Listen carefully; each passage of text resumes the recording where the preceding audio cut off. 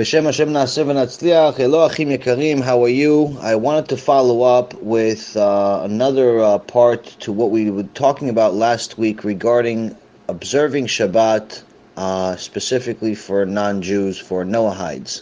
Now, again, as we talked about last week, if a non-Jew is in the process of converting into Judaism, into Orthodox Judaism, they're allowed to observe the Shabbat 99%, all the way until the last stage of the conversion, when they have a specific date of conversion, and then at that point, the rabbi and the dayan of the Beit Din will tell them that they're able to start keeping Shabbat 100%.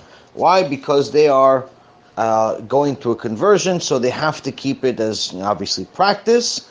And then eventually keep it 100%, because already at that stage they're, in essence, considered a ger. But if a person decides to stop, and he doesn't want to go forward with the conversion, and he wants she wants to just remain a Noahide, then at that point they have to stop keeping Shabbat, because as the Rambam said, and it also mentions in the Gemara, that a non-Jew that observes Shabbat receives a heavenly death penalty. It's a punishment. They're not allowed to keep Shabbat. So this created a little bit of an uproar last week with some of my loyal followers and students around the world that are either in the process of converting or Noahides, where it's in some cases even a misunderstanding where people were taking offense to it. Not necessarily my words, because these are obviously not my words, but these are the words of the sages. So first and foremost, we have to understand that when there's a written Torah and there's an oral Torah, there's no offense to be taken, because again, Hashem is not politically correct, and neither are the sages. They say what Hashem said. So anyone that understands that the significance of these sages, whether it be the Rambam, or it be Rabbi Akiva, or be any of these major sages that have lived throughout the generations, has to understand that these are the words of God that He's just given to them to explain to us. So there's no offense to be taken. I mean, you want to take offense with Hashem, good luck. But the point is that this is not to offend to somebody. This is just to explain God's law. So how do we know, or how do we have even more support to this specific issue within regards to not being allowed to keep Shabbat when someone is not Jewish? Last week someone mentioned, but the Shabbat was created before even Am Yisrael. It was given to Adam. That's a mistake. It was not given to Adam, because obviously Adam was created after the Shabbat, and there's no verse that says that Hashem gave him the Shabbat. The first time that Hashem mentions giving the Shabbat to anyone is in Exodus, when He gives it to the entire nation of Israel, before we even arrived at Mount Sinai. And that's the first and last time that it talks about Hashem giving the Shabbat to anyone. He gave it to the nation of Israel. Now, further, one of the main things that people need to understand in regards to Shabbat is not necessarily just a day that we eat and drink and have a good time and go to sleep. There are 39 restrictions that identify Shabbat, that are the things that we're not allowed to do on Shabbat.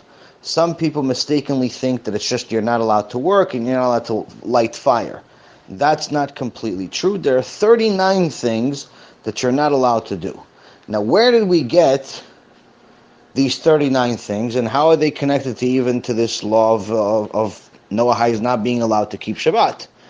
So if you go to the book of Exodus, chapter 35, you will see that on verse 2, or for actually even the first verse, you see that Moses assembled the entire nation, the entire assembly of the children of Israel, and said to them, "These are the things that Hashem commanded to do." So Moses is dictating the law of Hashem. Verse 2, "On 6 days work may be done, but the seventh day shall be holy for you, a day of complete rest for Hashem. Whoever does work on it shall be put to death. You shall not kindle fire in any of your dwellings on the Sabbath day." So here, once again, it's mentioned again that Hashem is telling us that we're not allowed to work, we're not allowed to light fire on the Shabbat. Why am I mentioning this verse rather than the number of times that it's mentioned before and after? Because if you see that the very next verse, and for the remainder of this chapter, of the remainder of this parasha, it talks about the construction of the tabernacle, which in essence is the holy temple that we had in the desert, and then later on we had the Bet HaMikdash. And it talks about all of the things we did to construct the tabernacle. So the sages ask, why does Hashem have one verse mentioning that we have to keep Shabbat, and then the rest of the chapter, it's construction of a tabernacle? Why are the two connected? Because nothing is done for no reason. Every single word, every single letter is in exactly the precise space of where it needs to be. What's the connection between the two? The 39 restrictions that we're not allowed to do on Shabbat are the very same 39 things that we did to construct the tabernacle. So from here we learn, what are these 39 things? Hashem is telling us, number one, the 39 things that you did to construct my tabernacle, to build my home, my house on earth, these are the same things you're not allowed to do on Shabbat. And the second thing that we learn here is that he's teaching us how significant Shabbat is. For all you fellow Jews that are still debating whether you should keep Shabbat or not, and whether you're ready or not, he's telling us here is that even to build my house, even to build my own house, you're not allowed to violate Shabbat. Because the same 39 things that you are going to use to build my house, you're not allowed to do them on Shabbat. So therefore, to even build God's house, you're not allowed to violate Shabbat. So of course you're not allowed to violate Shabbat by driving to Beit Knesset, okay, or any other number of things that people foolishly do when they rationalize it without using the sources of the Torah and the sages that explain these things to us. So this again shows us what are these 39 things. Now why do I mention this? Because obviously we see here that these 39 things and this entire construction of the tabernacle was not given to the nations of the world. The construction of the tabernacle was specifically given to the Jews. So just like these restrictions were given to the Jews, the Shabbat was given to the Jews. Now why was the Shabbat given to the Jews and not to the nations of the world? Because in essence, the Shabbat was a present, a payment, a reward for their obligation.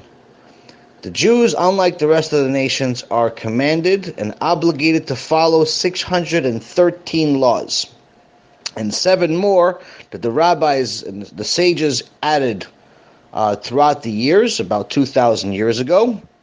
So in essence, the 620.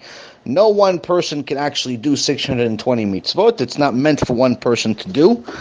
Each person has to do their own share, meaning that there's some out of the 620 that are specifically meant for women, some that are specifically meant for the Kohanim, the holy priests, some that are specifically meant just for men, some are specifically meant to just do in the Bet HaMikdash. So no one person can do all of them, because no one person is a man, woman, and a Kohen, and needs in the Bet HaMikdash. All right, so average, I would say, is somewhere around a couple of hundred as each person needs to do. But the point is that there's a lot of commandments that each Jew is obligated to do, not electively do, obligated to follow all of them.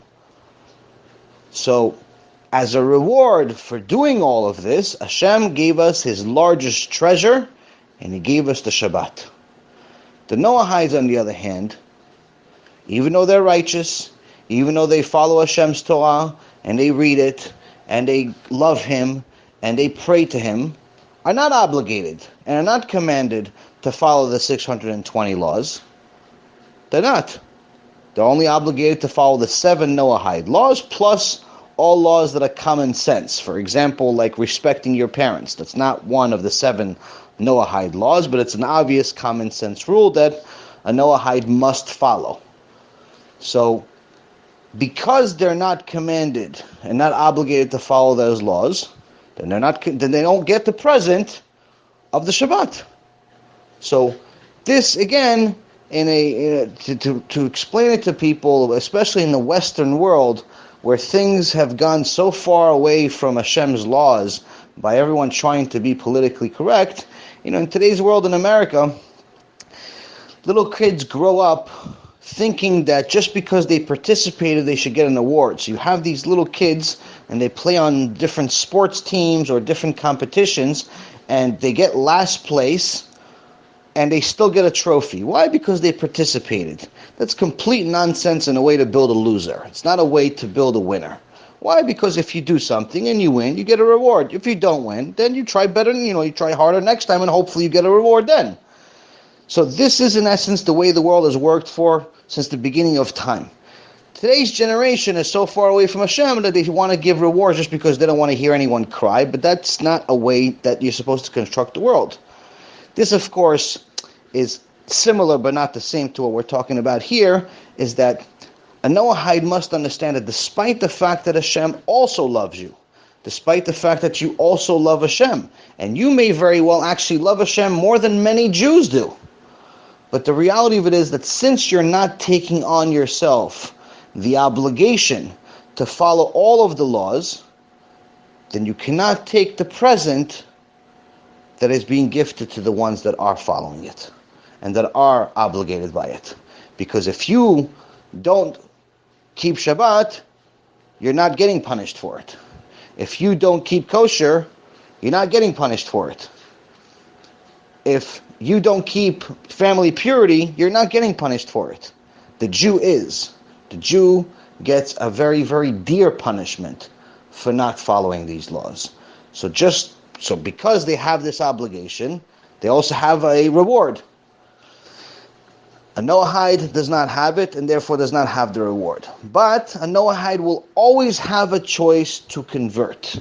If someone wants to keep the Shabbat 100%, then they do have a chance, they do have an opening, the door is always open to convert.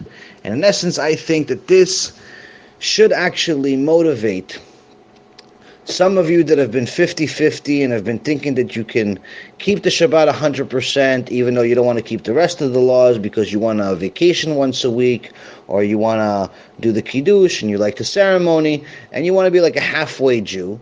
The reality of it is that this should motivate you to go 100%. Why? Because as beautiful as the Shabbat is, so are the rest of the mitzvot. And the more you take on, as you've seen already, the better things are.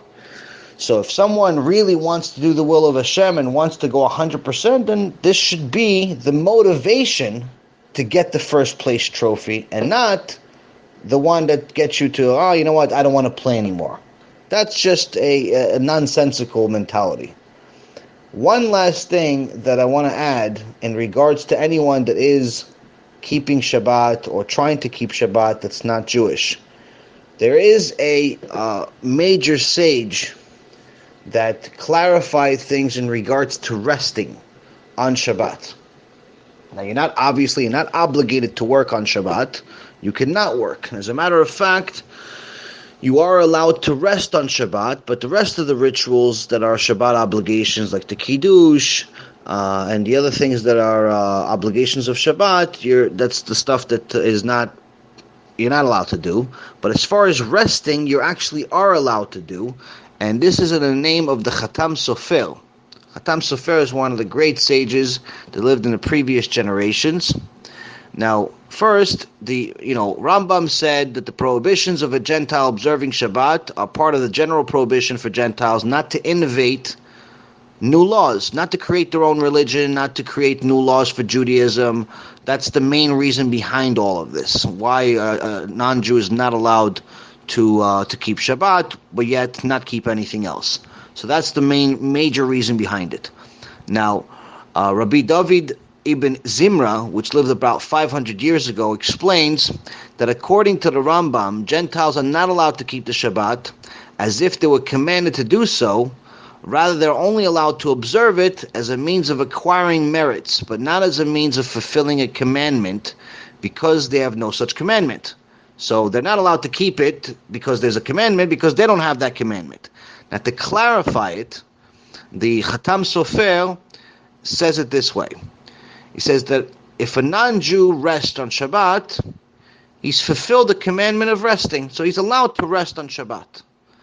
But a non-Jew, a Noahide, is only not allowed to rest when he's doing so as part of a religious service. So you're allowed to rest on Shabbat, but you're not allowed to rest because it's Shabbat.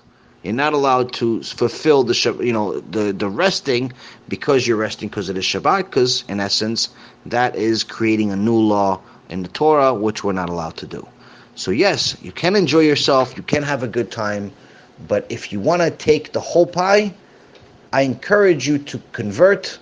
I encourage you to go through this big journey. It's not easy to convert. It's not easy to comply with all the laws of Judaism, but the gift is significant. So the most important thing that we need to understand is that when it comes to the Torah, when it comes to the teaching and the clarifications of the sages, there's no political correctness. There's no right or wrong to the generation, right or wrong to the culture. None of that. There's the will of Hashem that has been the same since the beginning of time and will be the same until the end of time. So may all of us understand this and live a life that's solely for the purpose of fulfilling Hashem's will, and may Hashem in return fulfill our will. Thank you again for learning with me, and Be'ezrat Hashem, all of your wishes will come true soon.